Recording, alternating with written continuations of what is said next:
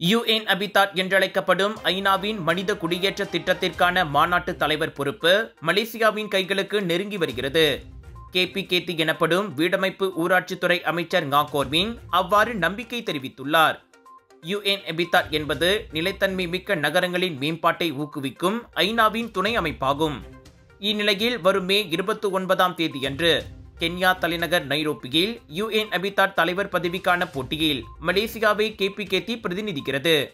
அது 2026 முதல் 2029 தவணைக்கான தலைவர் பதவியாகும். மலேசியா தலைவரானால் உலகளவில் நகர திட்டமிடல் மற்றும் மேம்பாடு தொடர்பான கொள்கைகளை வகுப்பதில் நாடு முக்கிய பங்காற்ற முடியும் என கார்வின் கூறினார்.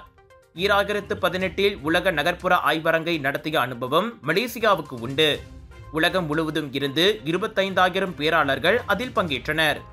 இது தவிர கோலாலம்பூர் மேயரான டத்துஸ்ரீ மைமூனா முகமது ஷரீப் இதற்கு முன் UN Habitatல் நிர்வாக இயக்குனர் என்ற உயர் பதவியை ஏற்ற முதல் ஆசிய பெண் என்ற பெருமையை படைத்துள்ளார்.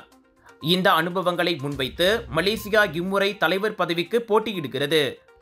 தலைவர் பதவியை கைப்பற்றினால் உலகளவில் பங்காற்றும் அதே வேளை நாட்டின் நற்பெயரை உயர்த்தவும் வாய்ப்பு ஏற்படும் என்று அமைச்சர் கூறினார். உலக அமைப்புகள் எதிலும் நீண்ட காலமாக மலேசியா தலைமையேற்கவில்லை. ஆக கடைசியாக 1996ஆம் ஆண்டு தான்ஸ்ரீ ரசாலி இஸ்மாயில் 51வது ஐநா பொது பேரவையின் தலைவராக இருந்தார்.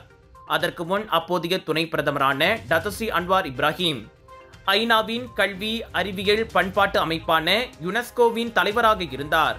பிரம்மாண்ட அரங்கம், 10 ஃபெஸ்டிவல்ஸ், 100க்கும் அதிகமான நட்சத்திர கலைஞர்கள், ஆயிரக்கணக்கான போட்டியாளர்கள், லட்சக்கணக்கான பார்வையாளர்கள், மில்லியன் கணக்கான சாய்ஸஸ், இவை அனைத்தும் நாட்டின் தலை சிறந்த மற்றும் புகழ்பெற்ற இந்திய எக்ஸிபிஷன் ஏற்பாட்டாளரான Colours of India Vijay TV media பார்ட்னராக இணைந்து வழங்கும் பிரம்மாண்டத்தின் உச்சக்கட்டம் Beyond International Indian Expo 4 to 8 June வரை KSL எஸ்பிளனட் மால், பண்டார் பஸ்தாரி, கிளாங்கில். இதுவரை இல்லாத பிக் சேல், பிக் டிஸ்கவுண்ட்.